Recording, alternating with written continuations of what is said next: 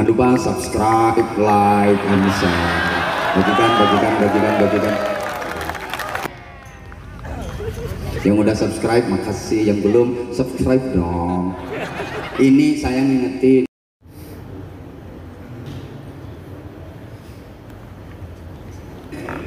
Bismillahirrahmanirrahim. Assalamualaikum warahmatullahi wabarakatuh. Bagaimana kabarnya? Mudah-mudahan semuanya sehat walafiat dan selalu diberkahi Allah. Amin. Alhamdulillah. Allazi amarna biluzumil jamaah wa nahana anit tafarruqah. Wallazi an'ama 'alaina bi ni'matil iman wal islam kama an'ama Allahu 'alaihi minan nabiyyin was-siddiqin wasyuhada'i was-shalihin. Ma sya'allahu kan wa ma lam yasha' lam yakun. La haula wa la quwwata illa billah. Asyhadu an la ilaha illallah wahdahu la syarika lah wa asyhadu anna Muhammadan abduhu wa rasuluh. Wassalatu wassalamu ala rasulillah wa ala alihi wa ashabihi wa mawala. A'udzu billahi minasyaitonir rajim. Ya ayyuhalladzina amanu taqullaha haqqa tuqatih wa la tamutunna illa wa antum muslimun. Amma ba'd. Para ikhwan dan akhwat jamaah salat subuh Masjid Al-Fajar yang Allah muliakan. Alhamdulillah pada kesempatan pagi ini kita sampai kepada kajian hadis arba'in yang ke-39. Ini berarti hadis yang keempat dari terakhir ya. Karena setelah 39, 40, 41, 42 selesai. Ya, tinggal nanti kita setelah itu kita tentukan kalau masih berlanjut lanjutkan dengan kajian yang lain, apakah mau sirah atau yang lainnya. Baik, pada kesempatan pagi ini kita akan bahas tentang hadis ke-39 yang kita ambil judul tak ada dosa bila tak sengaja, apalagi dipaksa. Ya. Gimana isinya? Kita ikutin, pendek hadisnya, tapi insyaallah pembahasan cukup panjang. Dan mari kita awali majelis ini dengan membacakan doa menutup ilmu. Bismillahirrahmanirrahim. Rabbi zidni ilman. Allahumma anfa'ni bima 'allamtani wa 'allimni ma yanfa'uni warzuqni ilman yanfa'uni. Baik, Iwan Abdullah rahimahullah, ini adalah hadisnya An Ibnu Abbas radhiyallahu anhu, dari Ibnu Abbas, semoga Allah meridhai kepada keduanya. Keduanya maksudnya adalah Abdullah bin Abbas sama Abbas bin Abdul Muthalib. Karena anaknya Islam, bapaknya Islam, maka didoakan dua-duanya. Ani Nabi sallallahu alaihi wasallam, dari Nabi sallallahu alaihi wasallam qaul. Nabi sallallahu alaihi wasallam bersabda, "Innallaha sesungguhnya Allah tajawazali." Ya. Jadi Allah telah memaafkan bagiku ya, an ummati, dari umatku, al khotoa, kesalahan atau kekeliruan, wan nisyana, dan lupa, wamas tukrihu alaih ya, dan apa-apa yang dipaksa atasnya. Jadi 3 perkara. Yang pertama adalah salah atau keliru, kemudian lupa, dan atas dasar paksaan. Jadi kalau dibuat kaidah dalam hadis ini hadis riwayat Ibnu Majah nomor 2043. Ada 2 matan, ada kalimat innallaha tajawaza, ada innallaha wadoa. Ya. Kalau di 2045 kalimatnya innallaha wadoa an ummati.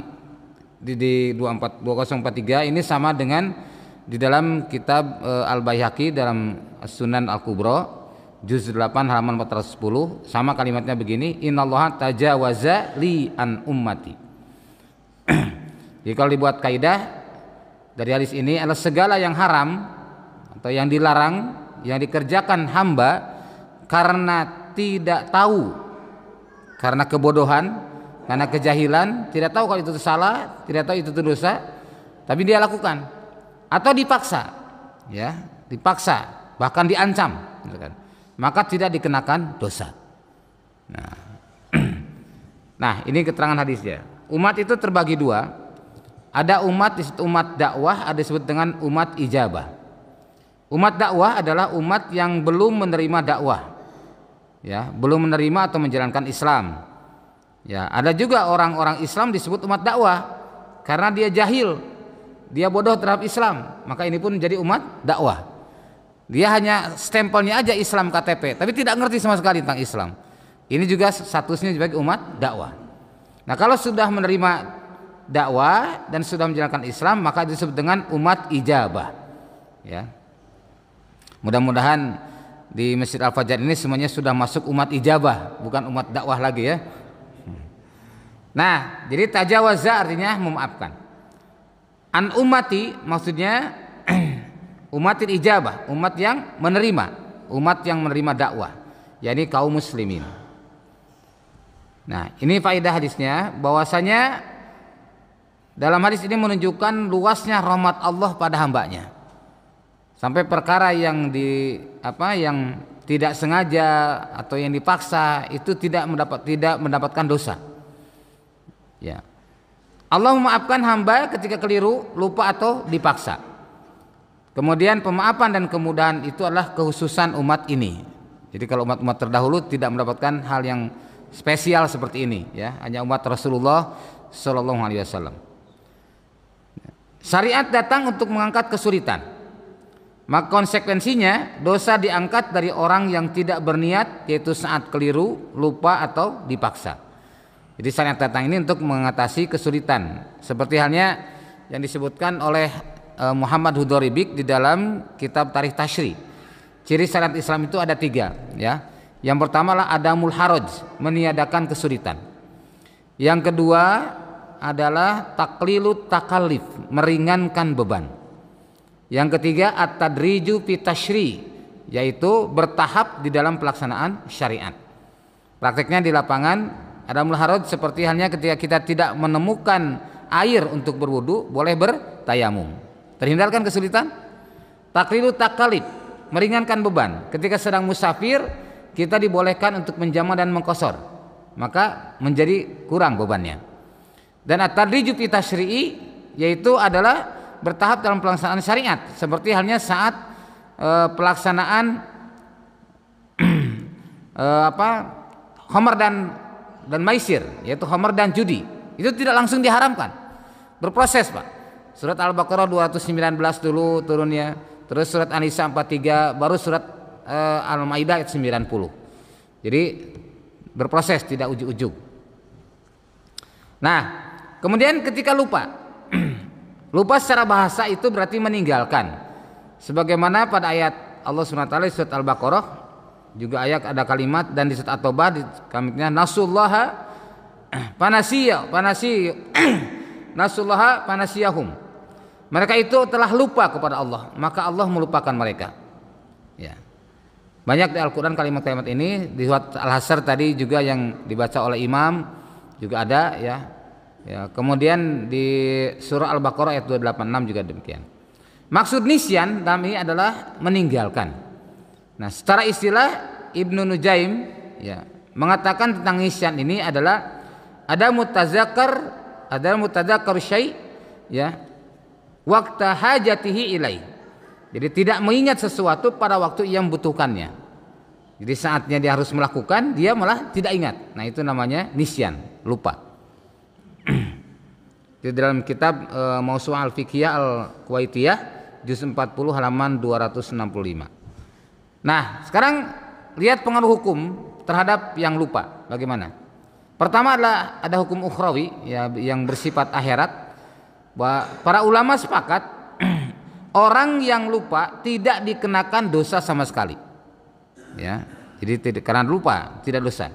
Sebagaimana firman Allah dalam surah Al-Baqarah, Rabbana la tu'akhidna in nasina aw akhtana.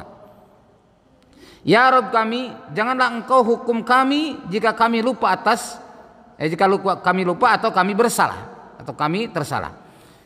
Ini Masya Allah, ayat ini merupakan kabar gembira yang luar biasa untuk para sahabat. Sebelumnya ayat yang sebelumnya ayat 284 ya, lillahi ma fis samawati wa ma fil ard wa in tubdu ma fi anfusikum aw tuhfuhu yuhasibkum bihillah. Itu begitu ayat ini turun rasanya berat sekali para sahabat. Karena bukan hampir ya, semua yang kecil itu nampak di hadapan Allah. Sehingga nyaris tidak ada kesempatan untuk lengah gitu ya. Nah, gimana kalau lupa? Kalau tak sengaja? Nah, maka kemudian ayat berikutnya turun. Begitu turun ayat 286, la yukallifullahu nafsan illa wus'aha, laha ma kasabat wa 'alaiha ma iktasabat. Nah, Rabbana la tu'akhidna in nasina aw akhtana dan seterusnya. Maka para sahabat bergembira luar biasa, Pak. Karena ini merupakan satu keringanan yang Allah berikan kepada seorang ketika seorang lupa atau tak sengaja. Ya. Allah tidak membebani seorang melainkan sesuai dengan kemampuannya, sesuai dengan kesanggupannya. Ya. Ia mendapat pahala dari kebajikan yang diusahakannya dan ia mendapatkan siksa atau dosa dari kejahatan yang dikerjakannya. Nah, Rabbana la tu'akhidna in nasina aw akhtana. Ya Allah, ya Rabb kami, janganlah Engkau hukum kami jika kami lupa atau kami tersalah. Nah, itu hukum ukhrawi. Sekarang hukum duniawi. Jika itu berkaitan dengan meninggalkan perintah karena lupa, maka tidaklah gugur. Bahkan harus dilakukan ketika ingat. Ya. Jadi kalau misalkan kita lupa, lupa nih, belum sholat asar, sudah masuk maghrib, nah segera aja sholat. Ya, segera sholat. Insya Allah diampuni Allah. Saya pernah seperti itu, Pak. Walaupun belum habis waktu ya. Waktu itu saat perjalanan, saat musafir. Karena perhitungan nanti sholat asar di sana aja. Saya tidak menjama sholat. Nah, ternyata karena biasa menjama saat perjalanan jauh itu, waktu itu tidak menjama. Perasaan sudah sholat gitu. Begitu jam udah mau jam 5, saya ingat-ingat tadi itu sholat asar apa enggak ya? Terus iya saya nggak jadi sholat asar karena tadi habis sholat duhur ada kegiatan yang lain. Waduh, Masya Allah. Nah, saat itulah segera ingat ya. Jadi ini karena lupa tadi. Nah, jika itu berkaitan dengan melakukan larangan dalam keadaan lupa selama bukan pengrusakan, maka tidak dikenakan apa-apa. Nah, kalau melakukan larangan, kita lupa kalau itu dilarang. Tapi ternyata kita melakukan ya. Maka segera ditinggalkan dan tidak mendapatkan dosa ya, karena tadi tidak disengaja. Jika itu berkaitan dengan melakukan larangan dalam keadaan lupa dan ada pengerusakan, nah ini kalau ada pengerusakan artinya kita lupa melakukan itu lalu kemudian ada yang dirugikan, maka disinilah kita tetap ditetapkan sebagai untuk memberikan ganti rugi atau doman. Nah, perbedaan lupa dalam perintah dan larangan. Ibnu Qayyim al-Jauziyah rahimahullah berkata, perbedaan penting yang perlu diperhatikan bahwa siapa yang melakukan yang haram dalam keadaan lupa, maka ia seperti tidak melakukannya, ya, karena lupa tadi. Sedangkan yang meninggalkan perintah karena lupa itu bukan alasan gugurnya perintah. Jadi kalau perintah tetap harus dilakukan, tidak gugur karena lupa itu. Dilakukan berikutnya. Tapi kalau larangan sudah tidak menjadikan dosa karena larangan, tapi kemudian dia lupa. Tapi Allah Maha tahu benar-benar lupa atau emang melupakan, gitu ya. Allah Maha tahu. Jangan pura-pura lupa. Allah tahu nggak? Tahu, ya. Nah, sudah jelas dilarang. Lah kita melakukan lupa, padahal di hatinya mengakui, enggak, saya tahu saya ini larangan. Nah itu Allah Maha tahu, ya. Tetap kalau dia sengaja demikian tetap dosa. Nah, namun bagi yang mengerjakan larangan dalam keadaan lupa, maka itu uzur baginya sehingga tidak terkena dosa. Nah, kemudian Ibnu Taimiyah rahimahullah berkata, man fa'ala mahzuran nasiyan lam yakun qad fa'ala manhiyan anhu. Jadi barang siapa melakukan sesuatu yang terlarang karena lupa, maka ia tidak dikatakan melakukan sesuatu yang terlarang. Tuh, jadi karena lupa tadi. Beberapa bentuk lupa dalam keseharian. Nih, pertama, lupa dengan meninggalkan perintah. lupa membaca bismillah pada awal wudu. Nah, ya. Dari Abu Hurairah radhiyallahu anhu Rasulullah SAW bersabda, la sholata liman la wudu'a lahu. Tidak ada salat bagi orang yang tidak ada wudu baginya. Wala wudu'a liman lam yadhkurismallah. Nah, lam yadhkurismallah ta'ala alaih. Dan tidak ada wudu bagi orang yang tidak membaca bismillah. Jadi kalau kita misalkan tiba-tiba wudu aja lupa baca bismillah, nah maka tidak ada wudu, tidak disebut wudu. Bedanya cuci muka biasa dengan wudu dengan diawali bismillah. Gitu. Nah, kemudian lupa mengerjakan sholat wajib. Para ulama sepakat bahwa siapa sih yang lupa sholat fardu, wajib ia mengkodoknya. Maksudnya tadi begitu ingat dia segera melakukannya.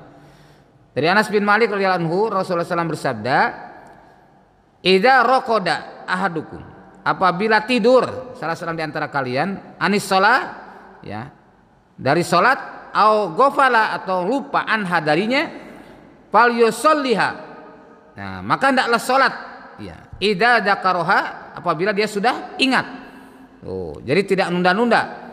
Misalkan sudah waktunya, kita lupa waktu zuhur, sudah waktu asar, wah besok aja lah dikodoknya. Tidak. Nah, siapa yang bisa menjamin besok masih hidup? Maka segera dia melakukan saat itu. Ya, jadi waktu asar, sholat. Karena lupa tadi. Fa inna Allah yaqul aqimis shalah li dzikri. Nah, karena Allah berfirman, artinya kerjakanlah sholat atau dirikan sholat ketika ia ingat. Dirikan sholat karena sholat itu adalah untuk mengingat Allah, ya, li dzikri. Kemudian lupa salah satu bagian sholat. Nih. Menurut Al-Qadi Abu Suja dalam Matan Al-Ghoyah wa Takrib, ketentuan mengenai perkara yang tertinggi dalam sholat itu ada 3, yaitu fardu, ada sunnah, sunnah ab'ad, dan sunnah hayat. Nah, jika termasuk fardu atau rukun sholat, apabila tertinggal dalam sholat maka tidak bisa diganti dengan sujud sahwi. Ya. Akan tapi jika seorang teringat sementara jarak waktu masih memungkinkan untuk mengerjakannya, dia harus mengerjakan perkara tersebut dan di akhir melakukan sujud sahwi. Jika termasuk sunnah ab'ad, ya, seperti tasyahud awal, duduk tasyahud awal, sholawat para nabi, ya, sholawat pada keluarga nabi, dan pada tasyahud awal dan akhir, lalu tertinggal dalam sholat, maka tidak perlu diulang apabila yang rukun dan yang fardu sudah dikerjakan. Nah, akan tapi di akhir harus melakukan sujud sahwi.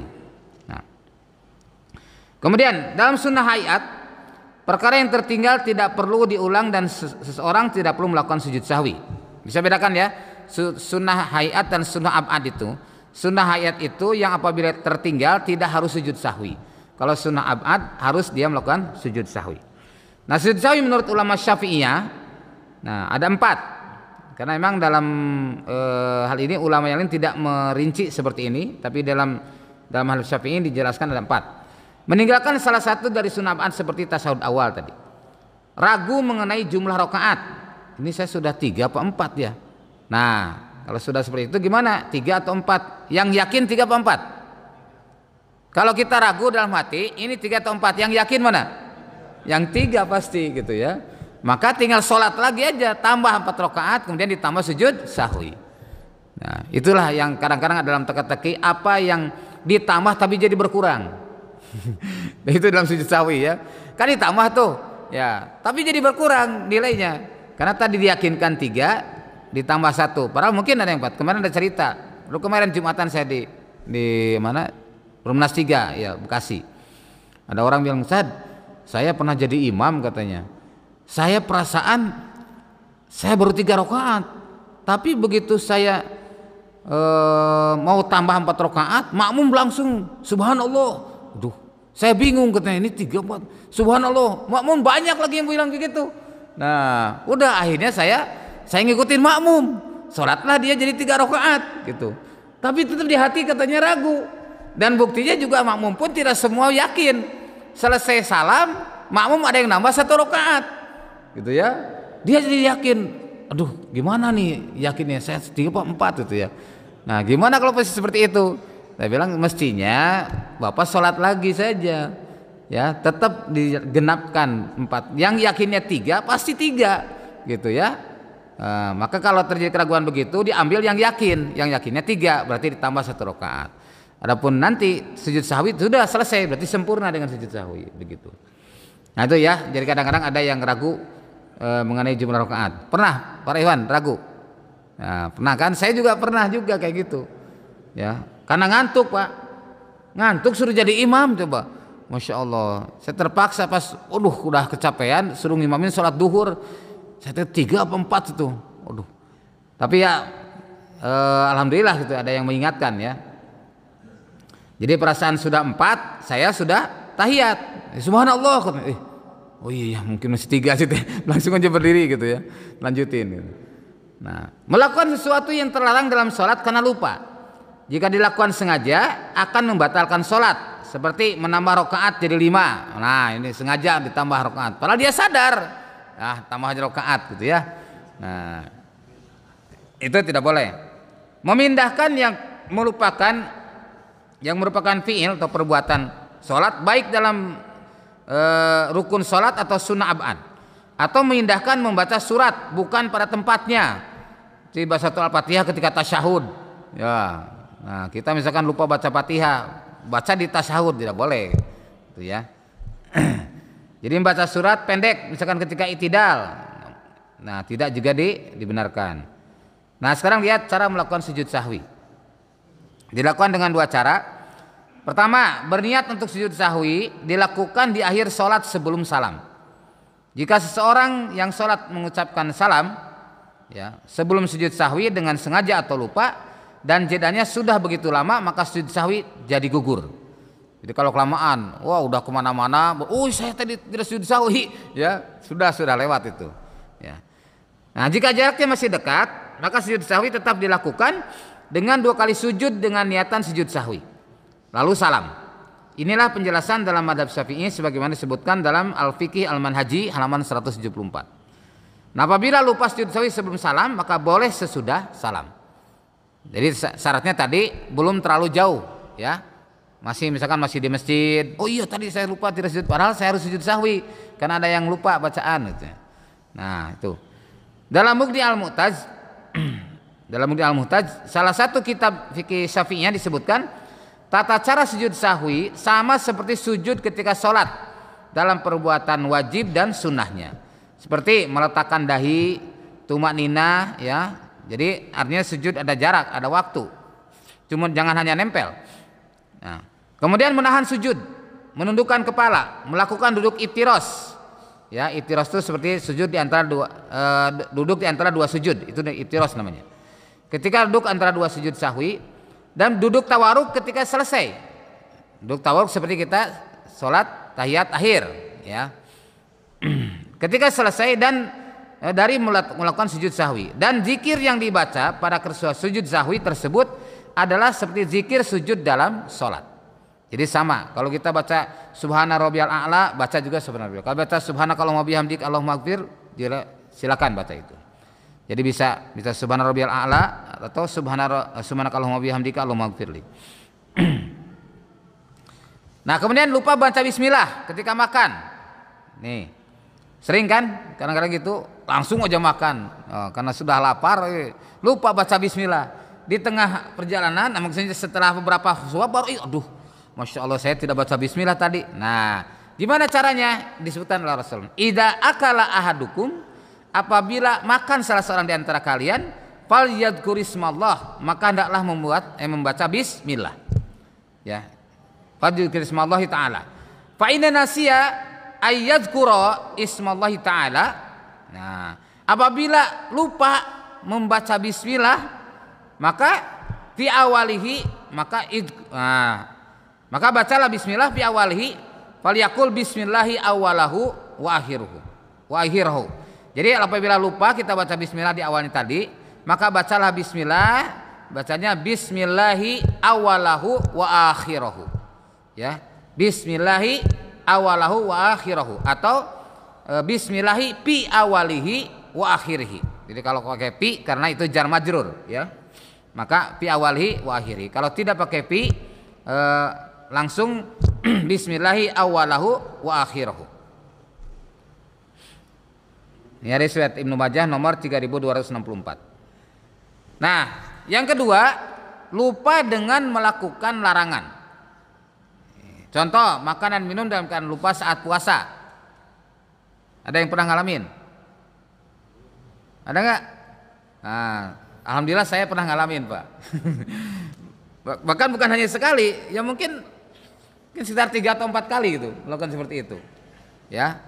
Tapi paling sering memang dalam sholat sunnah, dalam puasa sunnah. Ya, kalau puasa wajib itu pernah juga hari pertama. Ya, pada hari pertama perasaan belum puasa gitu. Saya diingatkan oleh bapak saya sendiri.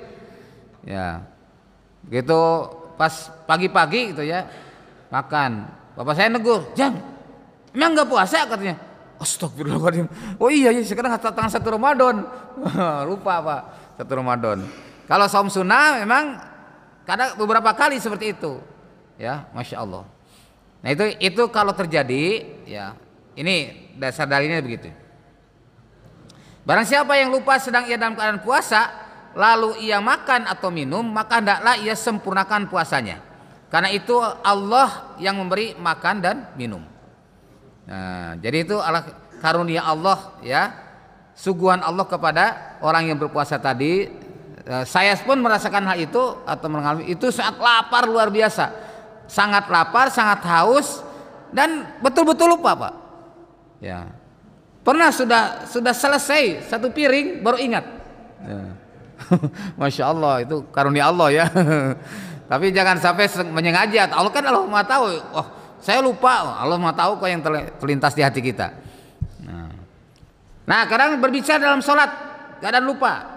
Nah, atau misalkan saat sholat kita bersin, kita tahmid, alhamdulillah. Yang di sampingnya loh, yarhamukallah. Nah. Ya itu nggak boleh. Jadi walaupun di dalam luar sholat kita ucapkan tahmid dan tasmid tadi, tetap kalau di dalam sholat tidak boleh. Nah, dari Muawiyah bin Hakam As-Sulami radhiyallahu anhu, ia berkata, aku ketika itu sholat bersama Nabi, lalu ada seorang yang bersin nih. Dan ketika itu menjawab, yarhamukallah. Nah, ini di zaman Nabi juga ada tuh kan. Nah, lantas orang yang memalingkan pandangan kepadaku, aku berkata itu. Nah, disebutkan, aduh katanya, ya celaka ibuku. Mengapa anda semua memandang kau seperti itu? Nah, jadi maksudnya para sahabat memperhatikan dia gitu. Nah, kenapa dia sholatnya mengucapkan yarhamukallah tadi? Nah, mereka bahkan menepukkan tangan mereka pada paha mereka, gitu ya. Nah, setelah itu barulah aku tahu bahwa mereka menyuruhku diam. Ya. Jadi baru sadar setelah ada yang menepuk tangannya. Tatkala Rasulullah SAW selesai sholat, ayah dan ibuku sebagai tebusanmu. Ungkapan sumpah Arab, dalam bahasa Arab itu sering ada gitu ya. Ayah dan ibuku sebagai tebusanmu, itu adalah sumpah. Aku belum pernah bertemu seorang pendidik sebelum dan sudahnya yang lebih baik pengajarannya daripada beliau. Rasul bersabda gini, disebutkan, demi Allah beliau tidak menghardiku, tidak memukul dan tidak memakiku. Beliau sabdanya begini, inna hadi sholah, ya, sesungguhnya sholat ini la yasluhu fiha syai'un, tidak pantas di dalamnya ada sesuatu min kalaminas, dari ucapan manusia. Karena sholat itu sudah ditentukan oleh Rasulullah SAW. Jadi tidak ada karangan gitu ya. Tidak ada ucapan yang dikarang oleh manusia. Hatta doa pun tidak boleh kita ngarang-ngarang doa sholat. Harus sesuai dengan ketentuan Rasulullah. Maka Rasulullah sabda, "Shollu kama ra'aitumuni usolli." Ya. Nah, itu. Maka kemudian innama huwa tasbihu wa takbiru wa qiraatul Qur'an. Ya. Dalam sholat itu hanya ada tasbih, takbir dan membaca Al-Qur'an. Nah, menurut ulama Malikiyah dan Syafi'iyah, bahwa siapa yang berbicara ketika sholat dalam keadaan lupa, nih lupa sekali lagi, sholatnya tidaklah batal. Nah, tadi juga yang ucap alhamdulillah tidak batal karena lupa kan. Nah, kalau sengaja batal. Disebutkan sini, asalkan kata-kata yang keluar sedikit dan nantinya ditutup kealpaan tersebut dengan sujud sahwi. Jika kata-kata yang keluar banyak, sholatnya batal. Ya. Jadi kalau banyak perkataannya batal. Nah, kemudian yang ketiga, baru mengetahui adanya najis setelah sholat. Nah, ini juga kadang kita lupa, misalkan waktu tadi itu pas habis selesai buang air kecil, tiba-tiba ada yang tersisa. Nah, apalagi kalau sudah tua yang prostatnya terganggu kan kadang-kadang seringkali ada, kalau istilah sunat itu anyang-anyangan gitu ya. Nah, keluar sedikit. Nah, ini disebutkan, siapa yang lupa membersihkan diri dari najis kalau ia sholat dalam keadaan lupa, maka sholatnya sah. Ya, karena lupa tadi.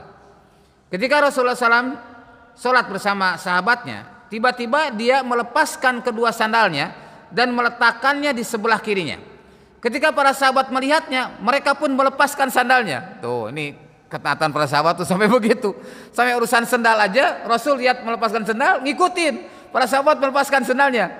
Nah, ketika Rasul selesai sholat, beliau berkata, apa yang buat kalian melepas sandal kalian? Nah, mereka berkata, kami lihat engkau melepaskan sandalmu ya Rasulullah, maka kami pun melepas sandal kami. Masya Allah ya. Ini karena ketaatannya sampai seperti itu. Padahal Rasul kan ada maksud. Nah, maka Rasul bersabda gini. Lalu Rasul bersabda, sesungguhnya Jibril mendatangiku dan mengabarkan kepadaku bahwa pada kedua sandalku terdapat kotoran. Para sahabat tidak apa-apa. Maksudnya jangan ikut-ikutan kalau urusan ini mah, gitu ya. Nah, karena Rasul melepaskan, para sahabat ikut lepaskan. Dan dia berkata, jika kalian mendatangi masjid, hendaknya memperhatikan. Jika pada sandalnya terdapat najis atau kotoran, hendaknya dia bersihkan. Lalu sholat dengan memakai keduanya. Nah, ini para ikhwan, jangan salah paham masalah ini. Karena masalahnya gini, sampai sekarang masih ada ya sekelompok kaum muslimin yang meyakini bahwa masjid itu tidak boleh di keramik, harus tanah. Karena itu sunnah katanya. Ya, saya pernah ketemu orangnya, datang malah ke Cilengsi, ya datang ke pesantren Al-Fatah, datang ngobrol saya langsung. Jadi dia punya buku khusus sholat, tuntunan sholat menurut Rasulullah SAW. Nah, rupanya itu tidak boleh ini di apalagi karpet, keramik aja nggak boleh Pak. Jadi datang ke masjid itu semuanya pada pakai terompah katanya, pakai sholat, pakai sepatu, pakai sendal gitu, ya. Karena tadi dasarnya salah satunya hadis ini. Ya, yang dijadikan alasan bahwa mengikuti sunnah tidak boleh lepas kaki, katanya lepas sendal atau lepas sepatu. Ini buktinya Rasulullah. Nah, ini hadis ini yang dipakai diantaranya. Yang kedua ada yang aspek anti speaker. Ini di daerah Cikeas ada yang anti speaker Pak. Pokoknya masya Allah ya. Kemarin saya ke Cianjur, di Cianjur pun menemukan satu kampung nggak ada speaker. Jadi saya sholat duhur di situ nggak dengar azan, ya, nggak dengar azan satupun. Padahal masjid banyak, ya. Boleh bapak-bapak buktikan sana di daerah Cugenang, di daerah tidak jauh dari pusat gempa, ya. Desanya desa Jamaras. Nah, itu sampai sekarang. Nah, masya Allah. Dan mereka sepakat tidak menggunakan speaker. Jadi azan tidak di masjid itu tidak ada speaker. Sholat Jumat, khutbah pun nggak pakai speaker. Ya, adzan tidak ada. Duh, saya gimana ini? Nah, gimana cara memberitahu waktu sholat? Dengan bedug. Dengan bedug aja. Nah, masuk waktu sholat, gitu. Masuk waktu sholat, bedug dipukul, das, cukup selesai. Jadi begitu. Azannya tidak pakai speaker. Ya.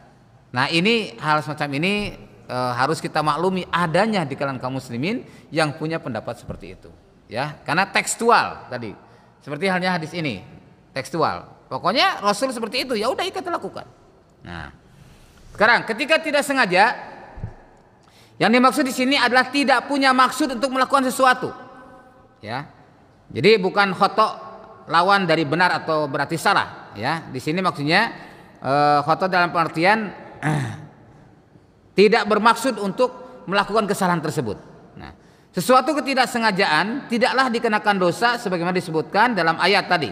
Ya, yang dibaca tadi Al-Baqarah 286. Nah, dalam hadis disebutkan ya, ini yang dibaca di awal tadi bahwasanya Allah Taala ya tazawaja memaafkan an ummati dari umatku ya an al khotoa yaitu keliru atau salah, wanisyan dan lupa, wa mastukrihu alai dan sesuatu yang dipaksa atasnya. Nah, sekarang haruskah ganti rugi saat tak sengaja? Pertama, dua hal yang terkait dengan hak sesama manusia perlu diperhatikan. Pertama, jika perbuatan tersebut diizinkan, ia sengaja melakukan namun tidak sengaja merusak, ketika itu tidak ada doman, tidak ada ganti rugi. Ya, contoh seperti yang dilakukan oleh seorang tabib, ya, seorang dokter, ya, atau orang yang menjadi wakil yang diserahi tanggung jawab, lalu tidak sengaja merusak. Ya, karena kaidahnya sesuatu yang dibolehkan oleh syariat mengakibatkan tidak ada ganti rugi. Jadi contoh misalkan kita dititipin barang, Pak, oleh seseorang, ya, yang namanya nitip, tapi kemudian tiba-tiba barang itu terjatuh, pecah, maka dia tidak punya wajib untuk ganti rugi. Kenapa? Karena dititipin akhirnya. Ya, ini ya, di dalam ini jika perbuatan tersebut tidak diizinkan, maka dikenakan doman atau ganti rugi. Nah, contoh orang yang tidak sengaja membunuh orang lain, walaupun tidak dikenakan kisos, nyawa dibalas nyawa, ya, namun tetap dikenakan doman atau ganti rugi, yaitu dikenakan diat. Jadi seperti pembunuhan pada zaman Khalifah Umar itu, yang membunuh seseorang karena telah membunuh kudanya, ya, kendaraannya dibunuh, dia pun marah, lantas membunuh orang yang bunuh kuda tadi. Tapi kemudian setelah diproses, akhirnya dia dikenakan diat. Ya, awalnya mau dikisos, ya, tapi kemudian akhirnya dimaafkan dan tetap dikenakan diat, walaupun sudah dimaafkan, tetap ada denda. Nah, kedua, jika terkait dengan hak Allah, maka tidak ada hukuman had. Ya, hukuman had itu tadi seperti halnya rajam, kisos, kemudian potong tangan, itu namanya had. Namun apakah ada doman atau ganti rugi? Pertama, jika tidak ada itlaf atau pengerusakan, seperti seorang yang tidak sengaja menutup kepalanya saat ihram, ya, saat ihram atau memakai baju saat ihram, padahal tidak boleh mengenakan pakaian yang membentuk lekuk tubuh seperti baju, maka tidak ada kafarah. Ya, jadi seperti orang yang tidak sengaja, ya, saat ihram belum saatnya tahallul, dia sudah melakukan hal itu. Ya. Jika ada itlaf atau pengerusakan seperti motong kuku saat ihram atau motong rambut saat ihram atau berburu hewan saat ihram, maka ada beda pendapat. Jika dilakukan tidak sengaja, untuk kasus kedua ini pendapat yang lebih kuat adalah tetap dikenakan kafaroh. Jadi walaupun tidak sengaja tetap dikenakan kafaroh. Ya. Nah, kafaroh atau fidyah. Fidyah karena melakukan larangan ihram, yaitu mencukur rambut, memotong kuku, memakai harum-haruman, mencumbu istri dengan syahwat, memakai pakaian berjahit yang membentuk lekuk tubuh bagi laki-laki, memakai sarung tangan, menutup rambut kepala, dan memakai nikob bagi wanita. Nikob yang maksudnya cadar, ya. Makanya lagi ihram atau lagi umroh, seorang wanita bercadar pun diarahkan supaya dilepas. Ya. Bentuk fidyah dari setiap pelanggaran ini adalah memilih salah satu dari 3 hal. Pertama, menyembelih 1 ekor kambing, ya. Yang kedua, memberi makan pada 6 orang miskin atau berpuasa selama 3 hari berturut-turut, ya. Nah, sekarang tidak dosa karena sangat terpaksa. Nah, dipaksa dengan ancaman dibunuh atau mengucapkan kalimat kufur, lantas ia mengucapkannya, atau bagaimana jika ia dipaksa untuk murtad? Ya, misalkan contoh seperti di Uighur, ya. Itu kan paksaan luar biasa, tekanan siksaan yang luar biasa, ya. Nah, ini kondisi seperti ini, maka dia dalam kondisi tetap menjaga hatinya, maka dibolehkan. Artinya dia terpaksa mengucapkan kalimat itu untuk menyelamatkan dirinya. Ini seperti terjadi dulu di masa Rasul adalah pada Ammar bin Yasir, ya. Nah, masalah tersebut kita perhatikan dari berikut ini. Ya, dalam surat An-Nahl ayat 106, ya, Allah berfirman, a'udzubillahi minasyaitonirrajim, "Man kafara billahi min ba'di imanihi illa man ukriha wa qalbuhu mutmainnun." Ya, mutmainnun bil iman, walakin man syaraha bil kufri sadra fa alaikum ghadabun minallah walahum azabun azim. Nah, ini jelas, ya. Jadi siapa yang kafir kepada Allah sesudah ia beriman, ia mendapatkan kemurkaan Allah, ya. Kecuali orang yang dipaksa kafir padahal hatinya tetap tenang dalam beriman, dia tetap memegang teguh imannya. Akan tapi orang yang melapangkan dadanya untuk kafiran, maka kemurkaan Allah menimpa dan baginya azab yang besar. Jadi kalau dia misalkan dipaksa kafir, lalu kemudian dia kafir itu tenang, merasakan udahlah saya pindah agama aja lah daripada tersiksa begini. Nah itu jelas dia tidak akan dimaafkan, dia dapat kemurkaan Allah. Tapi kalau misalkan dia tetap bertahan dengan imannya, nah ini lihat dalam kisah Ammar bin Yasir. Dalam hadis disebutkan orang musyrik pernah menyiksa Ammar bin Yasir. Ya, Ammar bin Yasir itu adalah putra daripada Yasir dan Sumayyah. Yasir dan Sumayyah itu adalah dua suami istri, Pak. Suami istri ini sahabat dan sahabiah. Itu yang pertama kali syahid dalam Islam. Itu Sumayyah dan Yasir. Jadi Yasir itu ditarik oleh kuda sampai lepas tubuhnya. Kemudian Sumayyah ditusuk kemaluannya oleh tumbak. Ya, masya Allah, nauzubillah min dzalik. Itu siksaannya luar biasa. Pada saat itu Sumayyah pernah diberikan kesempatan sebenarnya, ya, oleh Rasulullah dibolehkan untuk menyatakan keinginan daripada yang disampaikan oleh musuh-musuh Allah tadi. Nah, tapi kata Sumayyah begini, saya tidak mau mengotori hatiku dengan lisanku. Masya Allah. Jadi dia memilih syahid. Nah, sementara Ammar bin Yasir, ia tidaklah dilepas sampai mencela Nabi SAW dan menyanjung dan kebaikan pada sesembahan orang musyrik. Jadi Nabi dicaci maki, berhala dipuji, gitu. Nah, sebelum itu Ammar bin Yasir tetap dalam ikatan. Lalu setelah itu ia pun dilepas. Ketika Ammar mendatangi Rasulullah SAW, maka ia pun ditanya oleh Rasul, apa yang terjadi padamu wahai Ammar? Sial, kata Ammar tuh, sial. Wahai Rasulullah, aku tidaklah dilepas sampai aku mencelamu dan menyanjung-nyanjung sembahan mereka. Nih, ya. Beda dengan Sumayyah ibunya. Kalau ibunya, saya tidak mau mengotori hatiku dengan lisanku. Ammar bin Yasir menyatakan seperti itu. Apa kata Rasulullah SAW? Rasul balik bertanya, bagaimana hatimu saat itu? Nih, bagaimana hatimu saat itu? Ditanya oleh Rasul. Ia menjawab, hatiku tetap dalam keadaan tenang dengan iman.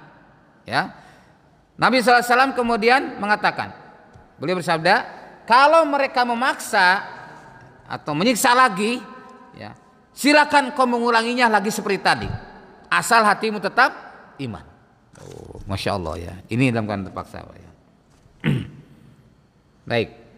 Kemudian Ibnu Hazm berkata dalam Maratib Al-Ijma' halaman 61, para ulama sepakat bahwa orang yang dipaksa berbuat kufur sedangkan hatinya dalam keadaan tenang di atas iman, ia tidak dihukumi kufur di sisi Allah Ta'ala.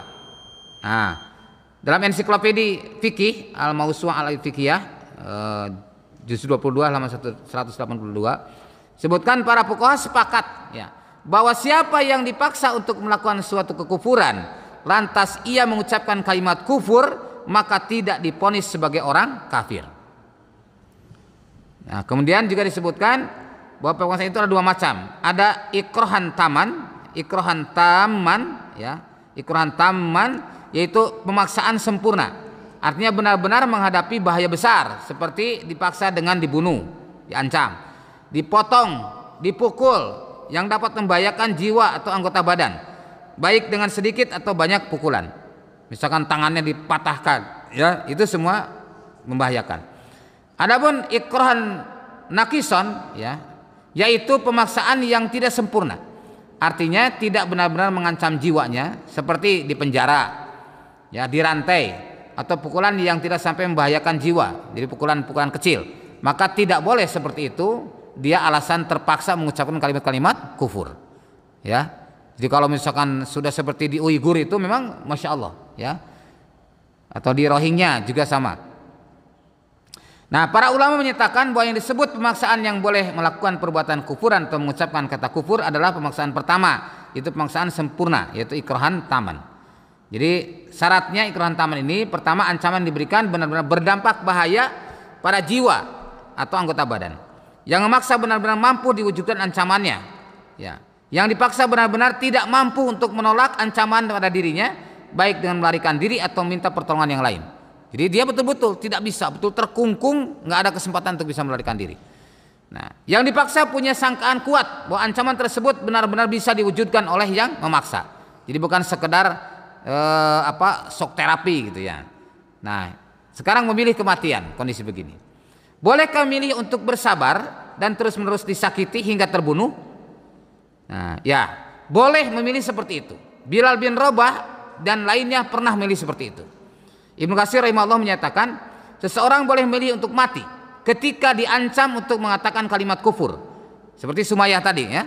Nah, seperti yang dipilih oleh Bilal, ia enggan mengucapkan kalimat kufur sampai orang kafir meletakkan batu yang besar di dadanya dalam keadaan panas. Mereka terus memaksa Bilal untuk berbuat syirik kepada Allah, namun Bilal enggan menuruti keinginan mereka.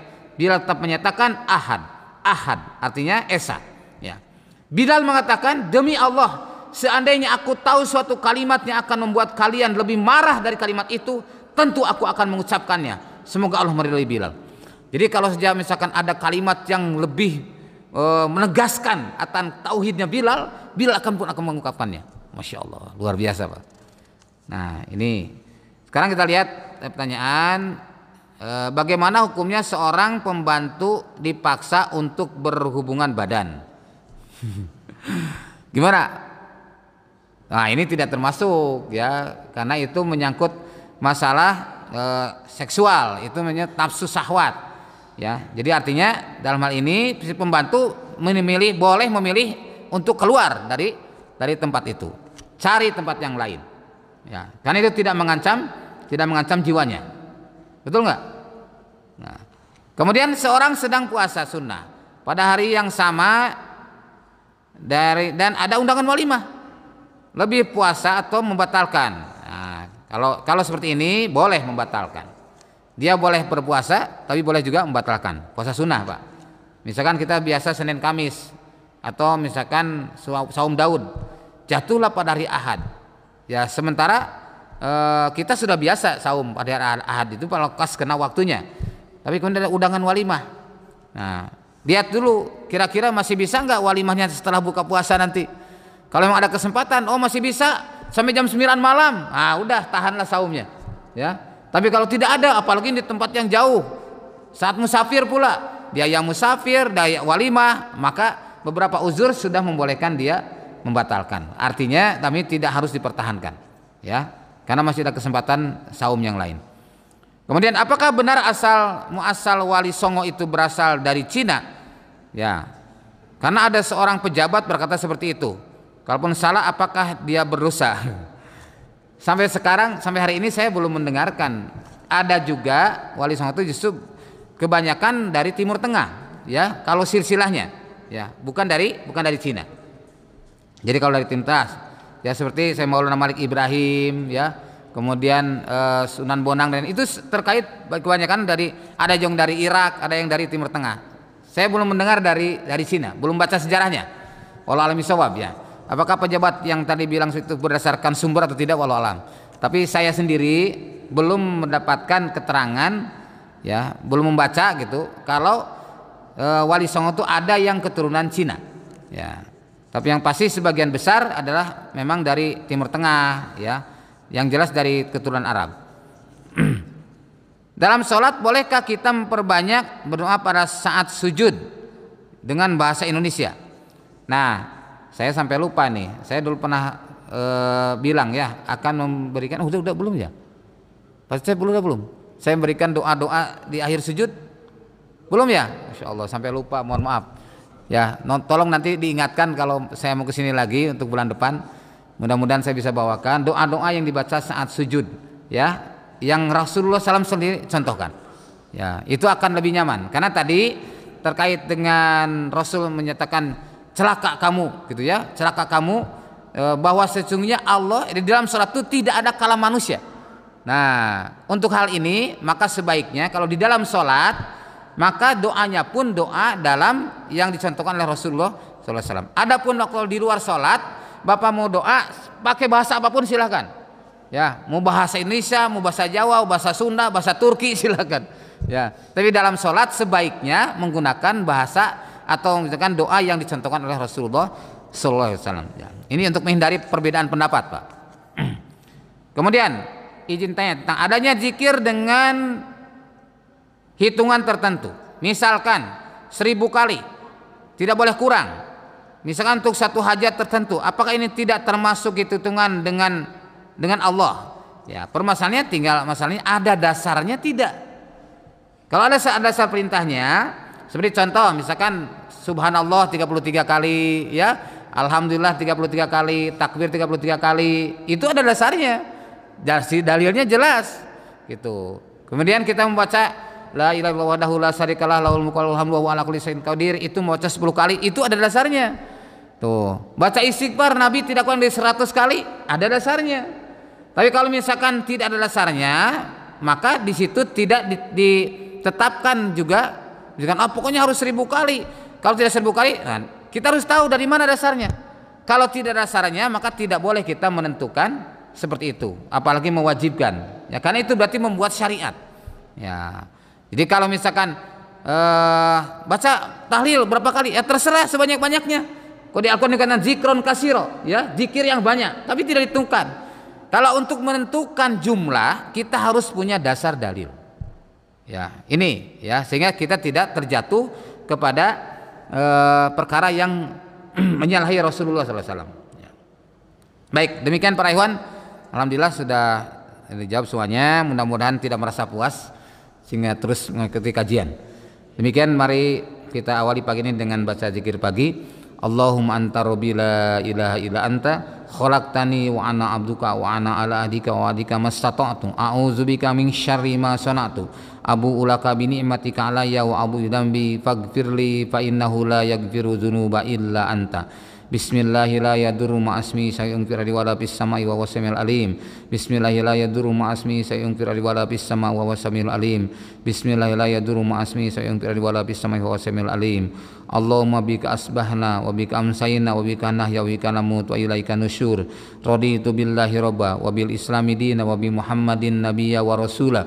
Raditu billahi robba wa bi islami dina wa bi Muhammadin nabiyya wa rasula. Raditu billahi robba wa bil islami dina wa bi Muhammadin nabiyya wa rasula. Baik, naktafi hadi dirosah wa nahtatim bi naqatul majlis. Subhanakallahumma wa bihamdik asyhadu an la ilaha illa anta astaghfiruka wa atubu ilaik. Walhamdulillahirabbil alamin. Wassalamualaikum warahmatullahi wabarakatuh.